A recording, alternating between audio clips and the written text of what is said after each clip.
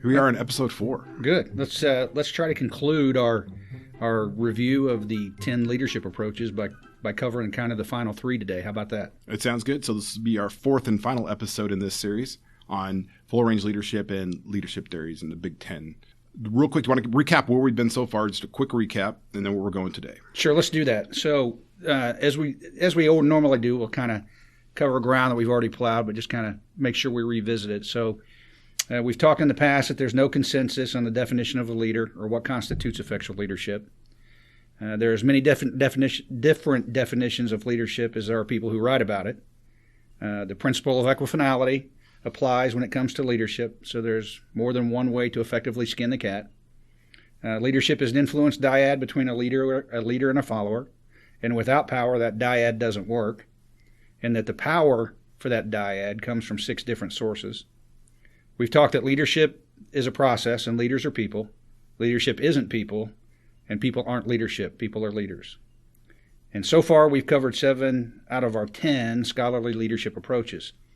So the 7 that we've discussed so far are widely considered non-charismatic, and we've talked laissez-faire, trait, behavior, transactional, path-goal, situational, and leader-member exchange theories to date.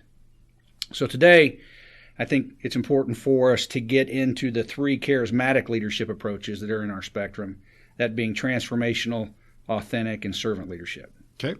Now, just to reiterate some of the points that we've made in some of the earlier episodes too. You still stand by your premise that no one theory is necessarily better than another. It's going to depend upon the situation, the followers, the leader. But what we're going today into these charismatic approaches, again, you're going to stand by your premise that these aren't necessarily better. Not necessarily better because you have to, I think the effective leader practices leadership in coordination with what they're naturally predisposed to do. Okay. And so I think there's something to be said for that. And we're going to talk extensively about authentic leadership theory. And under authentic leadership theory, the less authentic we are, the less influence we have. Can I at least get you to admit then you would rather work for somebody in one of these more mature or be led by somebody who operates under one of these more mature leadership theories, more of a charismatic approach when we talk about transformational leadership or servant leadership? Can I get you to at least admit that? Well, I think generally speaking, what we need to consider is that in any type of leader-follower dyad, there's going to be a variety of leadership approaches applied. Certainly, we would like for our leaders to be transformational in nature, or authentic in nature, or servant in nature, as it might have a direct impact on how well we perform. But in any situation, there's probably going to be a variety of approaches used by a leader toward a follower in order to influence. Well, yeah, that's a good point. And I think we may have alluded to it in earlier episodes. But yeah, so that's a good point. So if somebody who comes in, let's say, as an authentic leader, isn't 100% authentic 100% of the time, there are going to be other theories also applied at the same time. There could be some LMX in there. Look at the relationships that could correlate with an authentic leader in a given situation. Or you've got that special situation with that special person. Maybe you need to step out of where you're comfortable and maybe take a more transactional approach.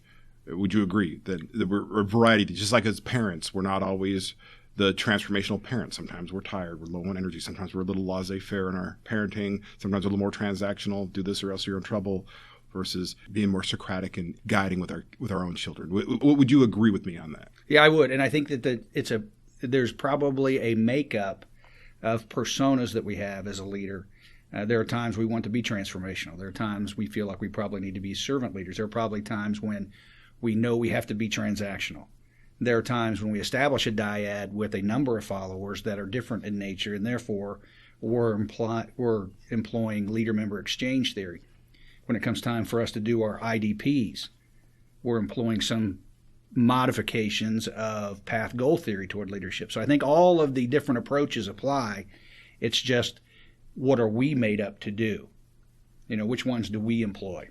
Or where do our natural talents reside? Right, and this goes back to this formation of our leader identity. In order to identify and actually be an effective leader, we need to know what our leader identity is and what it's comprised of. And all of the approaches that we've given everybody to date, these 10 that we've talked about, should help inform their leader identity development. What kind of leader am I, and what type of approach do I like to take toward leadership? Mm-hmm. How much of these natural talents do you think stem from our passion, or is our passion correlated with where our natural talents tend to lie with respect to leadership? Yeah, I think your natural talents, our natural underlying motivations is what drives us. We have to understand our motivations and what's causing us to behave in a certain way. Our motivations are really the explanation for the behavior that we see. And as a leader, our behaviors are attributed to our underlying motivation. So I think it's important for us to know what motivates us towards certain behaviors.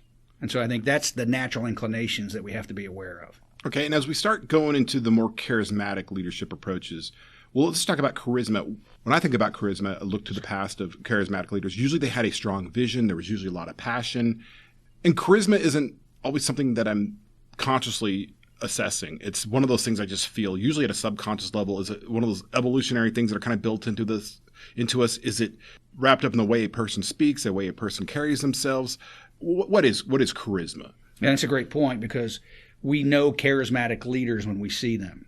And charisma, if we talk about the definition of charisma, it's a compelling appeal or draw or pull which inspires devotion in others. Now, the problem with charisma is it may not necessarily always be a good thing. Usually when we talk about charisma, the power sources tend to be referential and expert. Usually people who we look up to or people who have a tremendous amount of expertise tend to be more charismatic with us. The ancient Greeks actually believed that charisma was divinely or wickedly imbued, that it actually came from either evil divine forces or good divine forces. Well, that's a good point. Some people seem to be naturally charismatic. Do you think charisma is something that can be learned, though? Can I study what it is to be charismatic and make myself more charismatic? Well, I think if we look at it, where does charismatic power come from? And when we talk about it, remember we talked about power is what drives leadership. And power normally comes from either a position or personal power. Okay. Charisma is certainly personal power. And usually that personal power is either referential in nature or derives from expertise. Certainly people who are more learned and more educated and have more experience tend to have more power. And charisma is a form of power. It's a strong appeal, a strong pull. But for me personally, charisma is more about how another person makes me feel. For instance, let's just take the character Sheldon from Big Bang Theory. He seems to be an expert in many things, but I wouldn't say that he's necessarily got charisma. He's got a lot of expertise, however, it doesn't translate well to how he makes others feel. Well, I think you made a great point that charisma is in the eye of the beholder. It's not in the eye of the transmitter, it's in the eye of the beholder. There are people you find as charismatic that I probably wouldn't.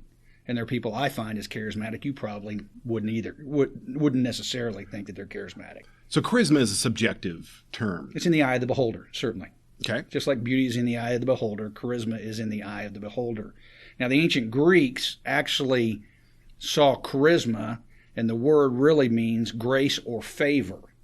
Grace being favor or divinely imbued favor. So that's kind of where it ties itself back into the spiritual realm, that those who are charismatic have some sort of link to either divine or wicked forces. For example, if we take Adolf Hitler, for example, many people would say he was very charismatic.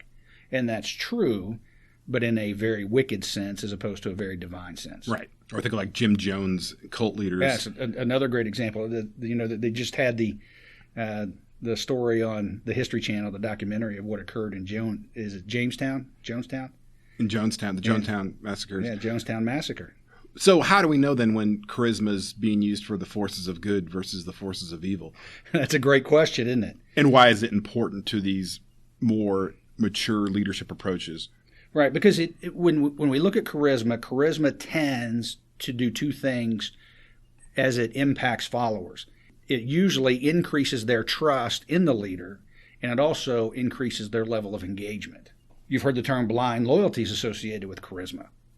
That's where charisma inspires elevated follower trust, and people are very motivated to do things on the part of the leader. That's where we get engagement from. So that's the impact. That's the appeal or the draw or the pull that charisma has. Yeah, I was just reading this 2015 study on people that were hired given a bonus and what their performance was, and then another group given a charismatic speech and their performance, and those that received and then there was also a control group that received neither. And they could see that those that received the bonus did perform better. Those that received the charismatic speech did almost as well. The thing is, in the long run, though, it required much less resources. Just how people responded to charismatic leadership. Yeah, I think of Vince Lombardi and his great pregame speech. Is a very charismatic speaker, was able to, through his charisma, elevate follower trust and engagement in what it was they were about to do, which is really the outcome of charisma. And Lombardi had a strong vision as well, and he would say that winning isn't everything; it's the only thing. So a quick, concise vision that it was clear to everyone. I see good leaders as having a strong vision, and that vision is articulated and well understood by their followers. And Lombardi, I think, is a good example. Right. Visions tend to be aspirational in nature. Done correctly, a vision statement tends to tell us what we aspire to be in the future. And normally, people who are charismatic have a very strong and very well-defined aspirational vision. There's certainly a tie in there. So let's talk about transformational leadership. Let's start kind of with the one that has the most depth behind it when it comes to our charismatic influence forms. Okay, but before we go into that, in a nutshell, what is transformational leadership? Well, transformational leadership, remember, when we talk about transforming something, to transform something means to comprehensively modify it, to produce enhanced functioning. That's what transform actually means. Transformational leadership is very similar when we start to look at the definition. It's a change-centric influence process which seeks to comprehensively modify followers and the enterprise in order to produce enhanced functioning. So it's a change-centric kind of process. If somebody says, I'm a transformational leader, what they're really telling you is, I'm about to change a whole bunch of things to include the people in the organization. So coming back to the Army's definition of leadership, accomplish the mission and improve the organization. Right. Improve the organization piece of the Army's definition is certainly transformational in nature. Well, as we go through leadership doctrine, what would you say the Army's preferred leadership philosophy is? Well, certainly the Army's overarching desire for leaders are for them to be transformational in nature. And that's what they desire, and that's kind of the aim of 622. It's embedded in the definition, and much of 622, ADRP 622, talks to transforming organizations and followers by making them better. But as we mentioned earlier, in an earlier episode, a lot of the policies and the structure of the Army, though, kind of set us up to be a little more transactional. Yeah, certainly. It uses some transactional language in the accomplishment of trying to be transformational. So there's some challenges then for leaders in the Army, for those who want to be transformational in a system or sometimes a bureaucracy that's designed to be more transactional. Right. And it's a great point you bring up. There's a friction there. There's an inherent friction in our doctrine between the transformational and the transactional. If we were looking at transformational leadership, most of the people tend to give credit for transformational leadership to James McGregor Burns, who articulated transformational leadership in his book in 1978. But he's really not the founding father. A guy named Jim Doughton in 1973 wrote a book called Rebel Leadership, where he articulated transformational leadership for the first time. And we talked a lot about Bruce Avolio and Bernard Bass early on. Bass in 1985 picked up on transformational leadership and really kind of brought it to the fore. We started to develop instruments to measure it. Is transformational leadership always good? As we talked about charisma, sometimes the dark side. Can transformational leadership have a dark side? Certainly. And the way I want to kind of approach this is there are 4 influence actions that leaders take under transformational leadership. And I want to highlight for you where the dark side lies in relation to these 4 influence actions. Okay. So there's really 4 influence actions: inspirational motivation, intellectual stimulation, individualized consideration, and idealized influence, known as the 4 I's. Okay, let's start first then with inspirational motivation. What is that? Okay, inspirational motivation is normally where leaders challenge followers to achieve. They elevate expectations on the part of the followers.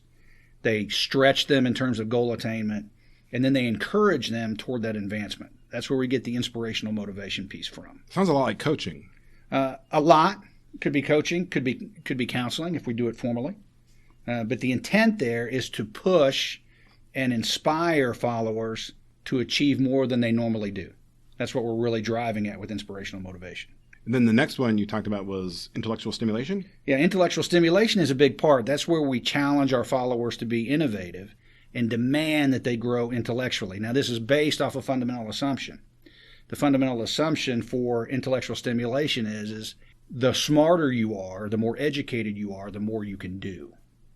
So that's the reason that we drive people and stimulate them intellectually, is so that they advance and grow educationally and therefore can do more.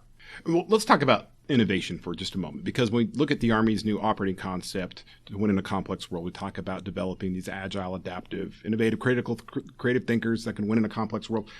So innovation is certainly an important aspect, especially for the future of leading change to win in a complex world. Innovation is certainly an important aspect of that. But how do I get people to be innovative besides just telling them to be innovative? Right. And the problem gets to be is you can't be innovative out of thin air. Okay, people just don't sit around and dream up something. People just don't self-discover, the cure for cancer. There's an educational requirement or a grounding or building of knowledge that's required in order to facilitate your innovation.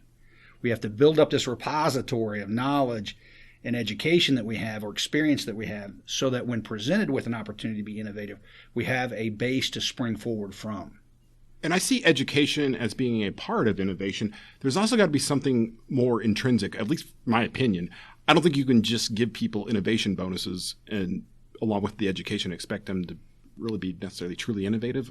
Is there some sort of intrinsic factor that's also another part of true innovation? Well, if you think back to what we talked about with the Big Five, and we talked about openness. In order to be innovative, there's a correlation between a person's ability to be open, remain open, experience new, dream new, vice when it comes to innovation. You have to have an openness to innovating. There are a lot of people who are very educated but are very closed to innovating, because what the innovation requires is an extension from what they believe to be true. Now, are innovation and creativity essentially the same thing? Let's put it this way: you can't be innovative unless you're creative. So I think that that's an important distinction to make, is that we want people to be innovative, but in order to be innovative, you have to be creative.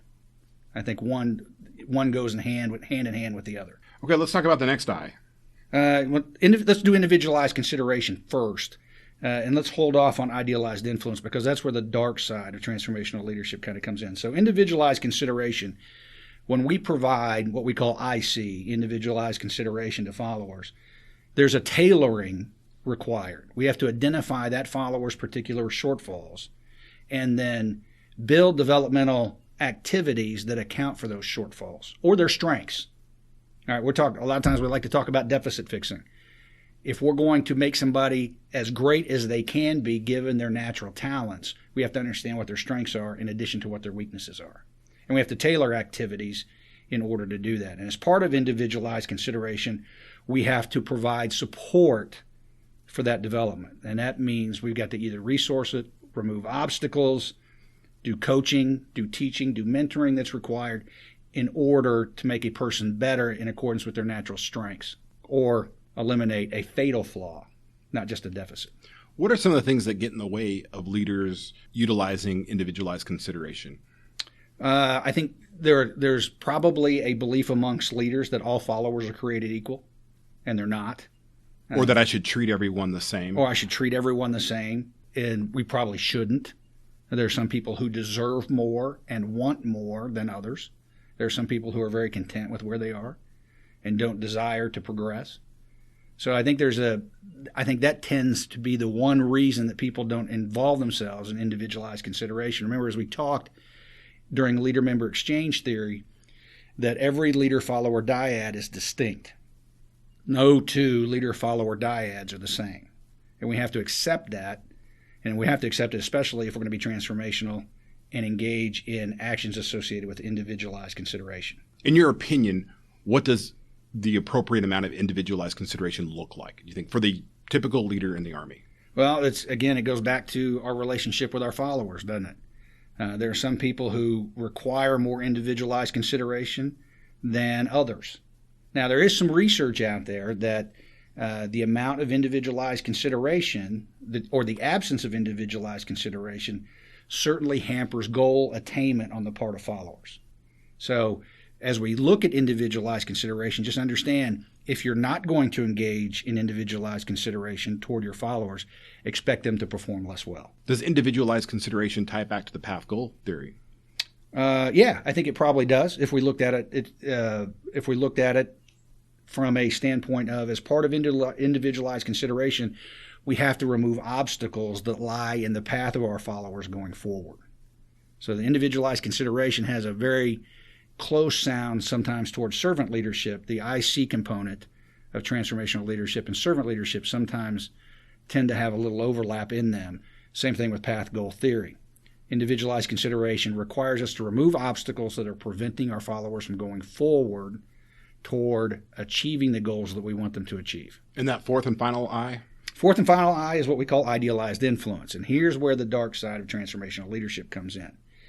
It requires leaders to role model the desired behaviors that they want from followers. They have to walk the talk. Here's the problem that we get into with transformational leadership. Over about the last 50 years, transformational leadership has been widely recognized as an exalted leader approach.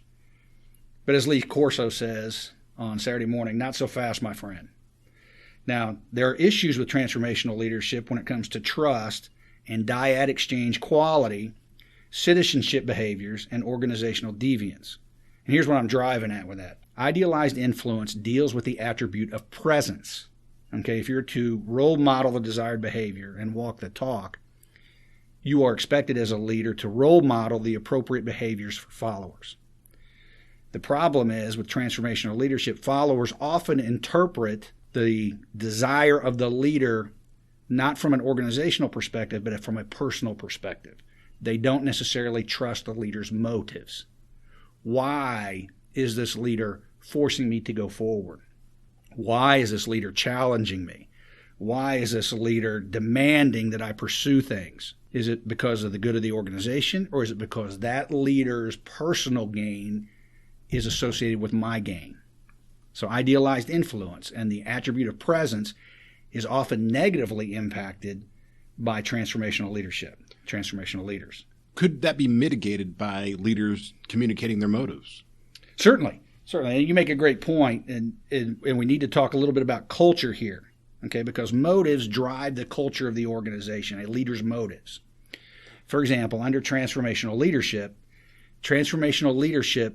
tends to create what we call an empowered dynamic culture.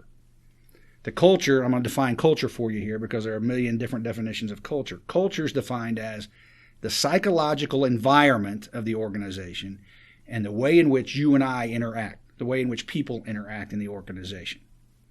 Transformational cultures are significantly different than servant cultures.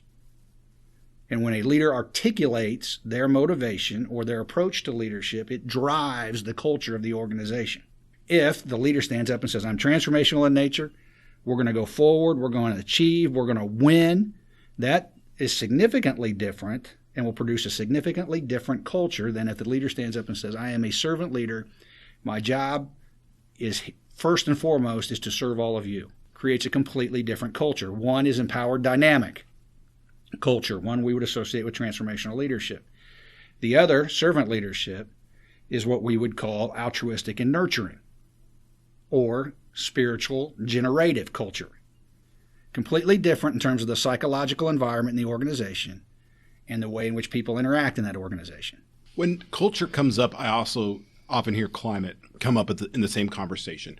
My opinion, according to me, I'd be interested to hear what your thoughts are when we talk with respect to culture and climate. So we talk about the psychological environment, person-to-person interactions. I see that as something that usually slower to change. There's usually a lot of inertia behind that, and it can take oftentimes longer than say, if we look at military leaders, the 2 or 3 years they get in that position before they move on, versus climate, which can be changed in a relatively short amount of time. I don't know, what are your thoughts on what climate is then and how that can be influenced by? Culture's dependent. Let's assume that culture is dependent on the leader and the approach that they take to leadership. The problem is leaders don't stand up and articulate their approach to leadership, and therefore people are left floundering in the culture to understand the leader's approach and therefore behave accordingly.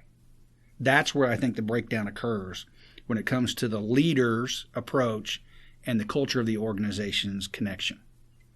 I think that's where we want to go with that. Okay, so we're talking about transformational leadership here. Remember now, transformational leadership can be either virtuous or non-virtuous. Okay, Bernard Bass once said that transformational leaders can wear the black hat of a villain or the white hat of a hero, depending on where they fall in transformational leadership. And this goes back to transformational leadership. The research is pretty strong that when it comes to a goal accomplishment and achievement, it is a preeminent form. However, it does have a dark side, and that dark side is normally associated with behaviors of people in the organization and organizational deviance. I would submit to you, and I want you to consider that perhaps those environments that we would consider toxic would probably overwhelmingly tend to be transformational in nature. Let's establish a clear understanding of what toxic is. I think I hear that word thrown around a lot, and some people use the word just because they don't like the leadership. Well, what is toxic leadership? Well, I think toxic leadership is when the motives of the organization have been corrupted in the name of achievement. I think if we were to peel back the skin of a toxic environment, we would find the underlying piece or the underlying motive behind that whole organizational structure is about achievement, goal attainment, and winning at the expense of people and at the expense of the established rules under which the organization functions. And so I think that's where toxicity comes in. We're willing to look beyond the rules that we know we shouldn't be breaking, and we really don't care about people in the name of the pursuit of the goal or their overarching attainment. So I think that's where we probably look for a toxic environment.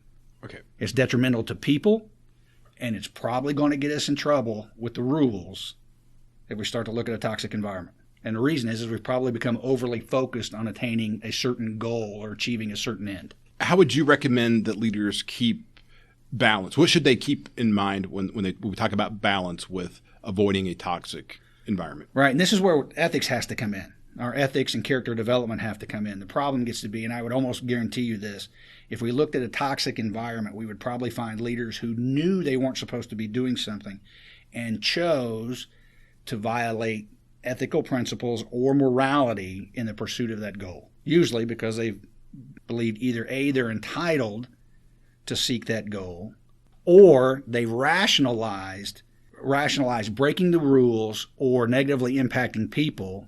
They rationalized away those two impacts in the pursuit of the goal. So it's probably a rationalization has occurred. So there should be an ethical bulwark against toxic leadership someplace in the organization.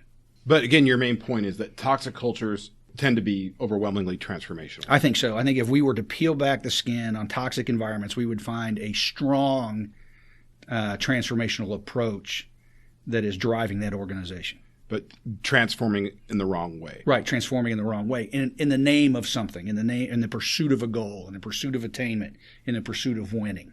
Think in terms of, let's use the Patriots, for example.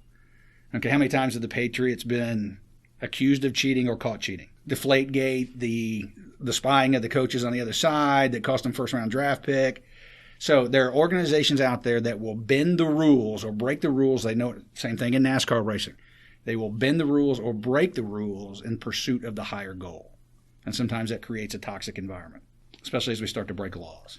Right, there is a dark side to transformational leadership, and it's usually in the idealized influence area because the leaders are responsible for setting a culture that allows rules to be broken or people to be harmed or negatively impacted. All right, so you want to talk a little bit about authentic leadership? Let's talk authentic leadership. Okay, authentic leadership really kind of originates with the ancient Greeks. The ancient Greeks on the side of Apollo's temple inscribed the term temet nox, or know thyself.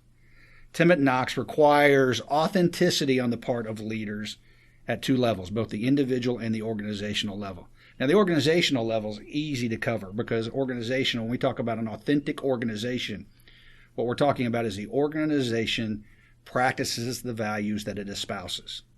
There is no gap between what we espouse as a value and what we actually do. That's authenticity at the organizational level. Leader authenticity is a little bit different. Leader authenticity, we're talking about a leader being genuine to who they are. All right, we're talking about the personas that leaders have.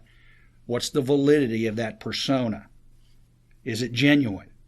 is it in line with what their capacities are? And the problem gets to be is whether or not their authenticity has been corrupted. Okay, is the authenticity to the point where it's no longer influential? And I'll use the example I've had people who've taught me classes before that will show up in a tie and a suit coat on the first day in the attempt to put on a persona of competence. Over the course of a week, it becomes clear that that is simply a persona and an inauthentic portrayal of who they actually are.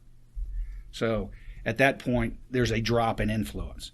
So in order for authentic leadership to be effective and for us to have authentic influence, it has to be in line with who we really are. And that's the part about knowing thyself. We have to know what our capacities are. Okay, we have to know where our shortfalls are. We have to be able to admit our mistakes.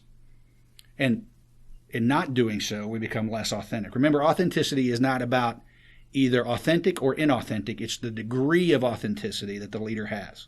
People who have a lower degree of authenticity tend to be less influential than people with a high degree of authenticity. I've seen cases where somebody might have otherwise been an authentic leader, but the forces that be over time turn them more into politicians than authentic leaders. I don't know. What are your thoughts on that? And sometimes there are times where because of rank structure, positional power, I'm required to be a yes man. And I think you're hitting on a good point here because it really speaks to authenticity. What's the authentic nature of that person? If somebody is hyper politicized, the chances are they're usually hyper individualized.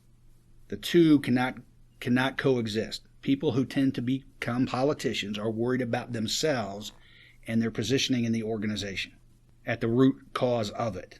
And so as a result, they've gone from being probably what they were authentically to a point where they reached a certain level and became concerned about themselves and they changed who they were, or they're no longer authentic. Their degree of authenticity has dropped. And that's what we need to think about in terms of authentic leaders. What's their degree of authenticity? Probably back in the day when they were not forced by political pressure to be someone they're not, to be inauthentic, they're probably much closer. Their degree of authenticity was probably much more true, much more genuine. As they've moved up and assumed positions of importance and their personal interests have grown, now they've become more inauthentic, or their true nature is actually being revealed. And I think that's an important distinction that you make. If you change over time and you change your approach, the question you probably should ask yourself is, am I less authentic now than what I was? And as a result, am I less influential? What are your thoughts on that? I see it can go either way. If I change due to receiving newer and better information, let's say I listen to this podcast and have an aha moment and I'm going to change my approach, it doesn't necessarily mean that I'm less authentic. Not necessarily, but and I agree with you. And authentic doesn't necessarily mean static. No, it doesn't. It means whether or not you're genuine to yourself, whether or not you're true to yourself. Like I said, probably the question we ought to ask ourselves is, if I've changed over time, have I done so in accordance with my authentic nature, or have I made myself less authentic in the process? That's the question we probably should ask ourselves. Right. The thought process being there is, the more authentic you are, the more influence you have. And when we go back to our critical thinking episode, we talk about the intellectual traits. It really comes down to, I think, the intellectual courage and intellectual integrity.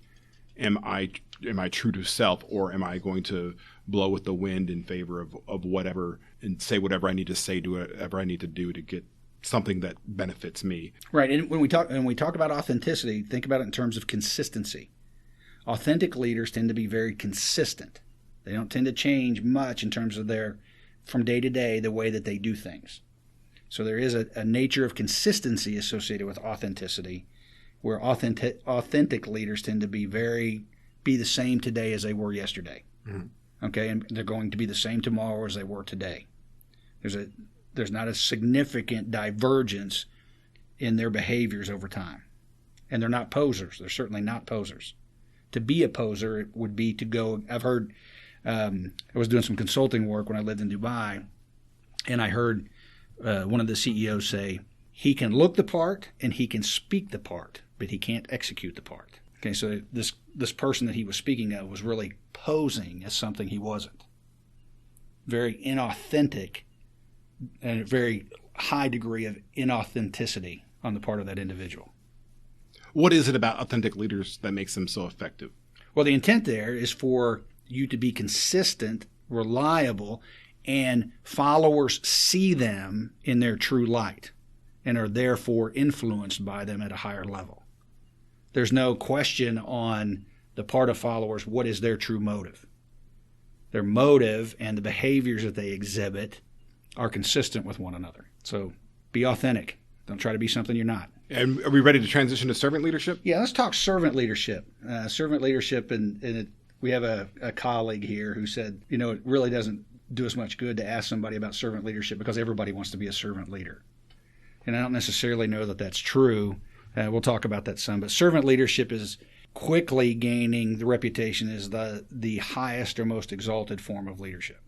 And this started with Robert Greenleaf in his publications back in, the 60s? Yeah, in the 70s, Robert Greenleaf from Indiana State was kind of the person who articulated the modern version of servant leadership and what it meant. But servant leadership conceptions have been around since the time of Noah's Ark. It's not a new conception. And at its nexus, if you think about it, servant leaders are servants first, leaders second. So if you think back in terms of time, 500 years before Jesus walked the earth, the Chinese intellectual Lao Tzu, no relation to Sun Tzu, said that a leader is best when followers take credit for their own work, which is what you really want to have. And that leaders don't do what they desire, they do what's in a follower's best interests. So conceptions of servant leaders have been around for a long time. So with regards to a servant leader, then it really is about others. It really is about the organization versus about personal power, personal influence. There's that desire, that motivation to really want to help others. Right. It's very follower-centric, which is a little bit different than most of the leadership conceptions that we're used to. It's follower-centric. It's participatory. It seeks collaborative decision-making. It seeks follower growth and is meant to make work-life agreeable. Now, Larry, I saw a presentation that you gave once, and it had all these leadership theories on it, and servant leadership was pegged at the very end of the spectrum. What did that mean exactly? Why was servant leadership on your slide above all the other leadership theories? There were more than 10, too. There was like country club leadership and other things, other crazy things I saw on the slide. Why was servant leadership? Well, we have servant leadership down at the high end of the charismatic spectrum and maturity spectrum. Remember, it's a combination of both maturity and charisma. Servant leadership tends to be included in the charismatic forms. There's a strong pull toward people who are servant leaders. The issue with why it's to answer your question on why it's at the far end or the high end of the spectrum deals with maturity. Think of the maturity level required to practice servant leadership effectively. I would submit to you, probably in our younger days, we probably lacked the maturity to be servant leaders. Mm-hmm. We probably also lacked the positional influence necessary in order to practice servant leadership. It's very difficult sometimes at the lower levels to practice servant leadership. Let's talk about ego for a moment then. Ego can be, we need a certain amount of it to be healthy. It's what gives us the motivation to without it, we'd be depressed probably and have no self-esteem. But to think of ourselves highly enough to, let's get out of bed, let's give this a shot, let me put myself out there. But ego can also run amok or become egomaniacs. Where does ego come into play, though, when it comes to, let's say, any of the leadership styles we're talking about, but specifically with servant leadership? Yeah, let's talk about ego for a minute and ask, what is the balance for ego? If we have too much, what keeps us from having too much ego? The answer is probably some sort of humility. And I would submit to you that as we get older, we tend to develop more humility. As we mature, we tend to have more humility. Servant leadership requires significant humility on the part of the leader in order to sublimate themselves to followers and serve followers first. And that's one of the 7 precepts of servant leadership, is to place followers before you. So I think that when it comes to ego, the balancing mechanism for that, too much ego we would usually associate with arrogance. And the opposite behavior of too much arrogance is humility or humbleness. When we talk about one's natural talents and abilities, What do you think that looks like for somebody who's geared more toward being a servant leader versus one of the other leadership types we've talked about? Yeah, I think people who are naturally geared, it's a great question that you asked. I think people who are naturally geared to be servant leaders tend to be altruistic in nature. They tend to be nurturing in nature. They tend to care about people. They tend to place other people before themselves. They're concerned about others in terms of how others are doing and how others need to improve. They're willing to sacrifice on the part of others. So I think that those kind of behaviors that we see from people tend to point out people who are naturally inclined to be servant leaders. If we want to be authentic when it comes to being a servant leader, we probably need to understand what that really means in terms of our behaviors. Now, is a servant leader also authentic? No, not necessarily.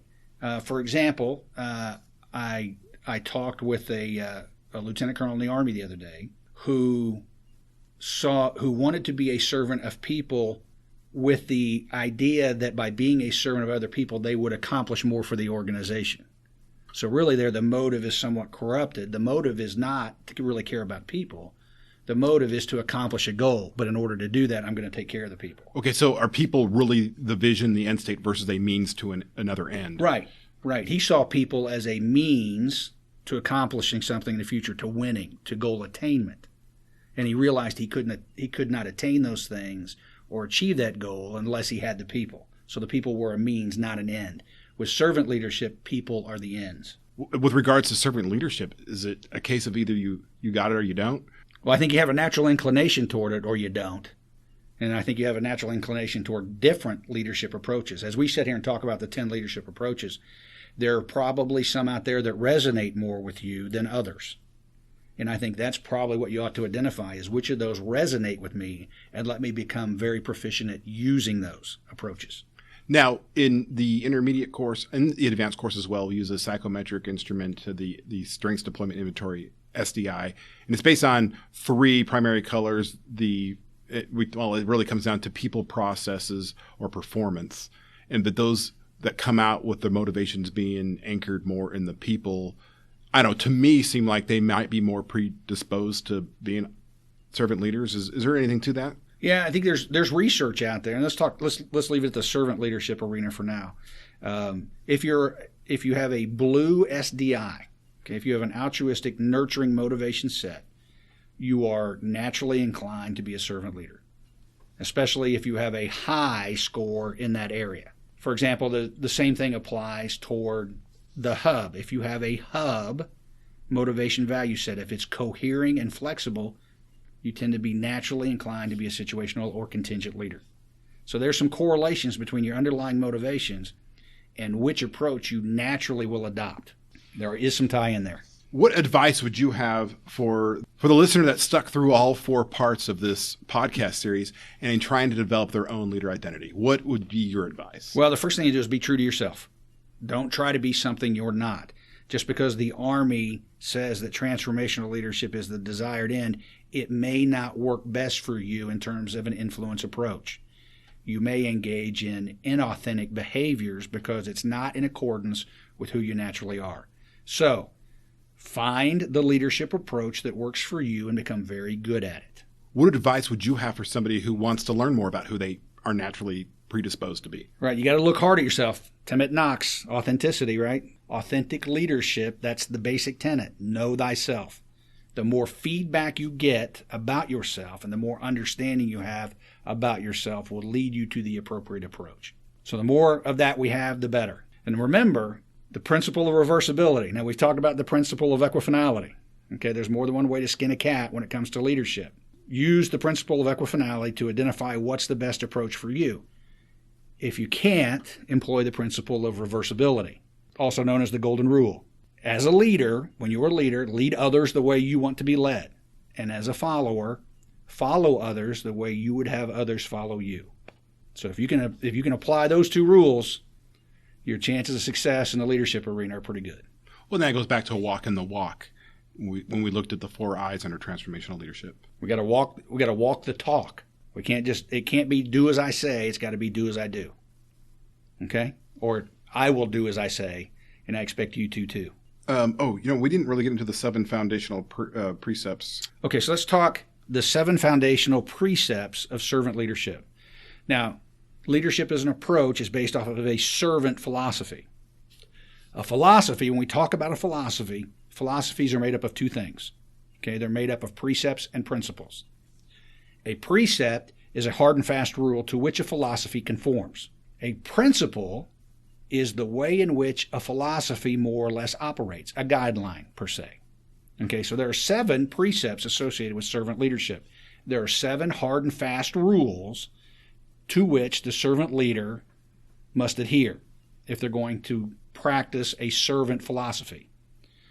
Okay, and those are ethical altruism, follower empowerment, follower growth, conceptual skill, self-sacrifice, a holistic approach to work, meaning that work is important as your personal life, and emotional connectedness. I must be able to empathize with those I lead. Let's run through those real quick because I understand individually what each of those words means, but together they probably represent something a little deeper. Let's start with number 1, ethical altruism. What is that in a nutshell? Right, that means that others come before us. Follower empowerment then. So we're giving power versus hoarding the power. Right, remember now, empowerment is a statement of trust. When we empower someone else, we're making a statement of our trust level with them. And as a result, when it comes to servant leadership, we have to trust on the part of followers. We have to accept risk on their behalf. We can't trust someone unless we accept risk on their behalf. And empowerment is a statement of trust. So therefore, under servant leadership requirements, we are required to trust our followers and empower them. Follower growth. Certainly, we want to improve them. There's one of I had a friend of mine who's a very big advocate of servant leadership, and he said, I'm not worried about the organization, I'm worried about the people. And if I can make the people good enough, I won't have to worry about what the organization is doing. Follower growth means we want followers to go forward and improve themselves, both personally and professionally. All right, conceptual skill. Servant leaders require significant mental acumen in order to practice servant leadership effectively. So we have to understand and be competent in most things when it comes to conceptualizing not only the organization, how to attain the organization's goals, but also how to make people better and how the two tie together. Okay, self-sacrifice. Others before us. Others before us. I think there's a great Indian philosopher named Chanakya, and I think Chanakya said servant leaders are paid servants, and their position entitles them to servanthood and nothing else. So that kind of encapsulates the nature of the servant leader. That leaders are paid servants, and their position entitles them to servanthood and nothing else. So you're not there to fleece the organization for your own personal benefit. You're there to use the resources at your disposal in the support of others. They come before you do. A holistic approach to work. Yeah, holistic approach to work is this idea that personal and professional life are not divorced. That we want to make work less. I had somebody say a couple weeks ago, I've got to get up and go to work today. And their spouse said, that's right, it's work. It's not fun. If it were fun, they would call it fun, but it's not, it's work. The idea there is to narrow the gap between work and fun to the point where people enjoy and prosper in their work environment. And the Army even has their own 5 dimensions of holistic fitness that talk about keeping things in balance. It's more than just work, but maintaining the social aspect, family. Right. And when it comes to servant leadership, what servant leaders try to do is to ensure that the personal and the professional are taken care of. The thought process being there is if there's something that's affecting the person personally, they're not going to grow professionally, and they're not going to be happy at work or what they do. They're going to be distracted, derailed, and be less effective. And the final one, the emotional connectedness. Yeah, we want servant leaders to empathize with the people that they lead. We want them to understand the people that they lead, and we want to be connected to them not only on a professional plane, but on a personal plane. Why are people angry? Why are people upset? Why are people performing poorly? Why are people not progressing? what is it that's causing people emotional distress that's preventing their advancement. So that's kind of what we're looking for. Now, keep in mind, ADRP 622 does talk to servant leadership in multiple ways. For example, it says that service to followers is as important as results, which kind of goes back to our self-sacrifice, service to followers. It directs Army civilians to be committed to selfless service, not selfish service. And it puts forth that leaders are supposed to put national and follower welfare before their own. So there are conceptualizations of servant leadership in ADRP 622. Now, I've got a question for you too, Larry, if you're willing to share. Sure. And it's with regards to your own leader identity. You had a long career in the Army and got out as a lieutenant colonel. You were in various leadership positions. Later on, got various positions as a leader. Various positions as a leader. Thank you. And then subsequently got a PhD in leadership. With exposure to all this information now, how has that changed your own leader identity? And with being true to who you really are, who you were born, your natural dispositions, I guess balanced with the awareness of what you've gained over time, how has that shaped your own leader identity? And I ask that just with regards to the listener now in mind, how might this change? How might this look? And how do you kind of balance with these other concepts that they sound great and effective and sound like great environments to work under? I want to be one of those, but maybe I'm not inclined to be this. I don't know. What are your thoughts? Yeah, I think the idea that, man, I wish I'd have known then what I know now. I would have been 100 times better leader than what I was. I think my natural inclination is to be transformational in nature. I do understand, and all of the, admittedly, all of the nefarious things associated with transformational leadership, I'm guilty of them. So I think looking back on it, I would, because my natural inclination is to be transformational and I understand the dark side associated with it, I would attempt to mitigate the dark side of transformational leadership with more things that would prevent the dark side of transformational leadership coming forward. So I think that looking back on it, that's what I would do. I understand my leader identity much better now than I did. I understand what motivated me much better now than I did. That's kind of past practice. But looking back on it, knowing the dark side of transformational leadership that's associated with it and my desire to be transformational, I would have balanced that, and I would have made sure I surrounded myself with people who would have helped balance that nefarious side of transformational leadership. And for me, I always am afflicted with my strong visions and how we progress to the future. But based on our discussions that we've had here through these 4 episodes, I don't see myself as having a high level of charisma. One thing that I lack is patience, I think, especially slowing down. I'm constantly go, go, go, go. I don't know, what type of leader might I be more inclined to be? I can see the vision. I can see it out on the horizon. I'd love to be transformational and take an organization here, but I don't think I've got the patience to be a servant leader. I really, if others are motivated, I'm going to love to help them help themselves, but I don't have the patience or the energy to stop what I'm doing to try and pick up those that are falling behind. I don't know. What are your thoughts? Well, I think there's something to be made for ensuring when we are leaders to surround ourselves with people who address the shortcomings we know we have in ourselves. And I think recognition of the shortcomings that you see in yourself and ensuring that most of the time leadership is not a one-person endeavor. I mean, even here we have supervisors, and we have supervisors of supervisors, and we have enterprise-level leaders. Usually leadership is not a sole endeavor. I think the key is to surround yourself with when you recognize a shortcoming, is surround yourself with people who help compensate for that shortcoming and give their advice to you credence. Simply because you're the leader doesn't mean your advice or your thinking is better than theirs. So be humble enough to accept input from others when they're trying to offset the weaknesses or the shortcomings that you have. All right. Thank you, Larry. And we welcome your feedback. Please write us at usarmy.leavenworth.tradoc.mbx.amsc-podcast@mail.mil, or you can just write us at amscpodcast@gmail.com.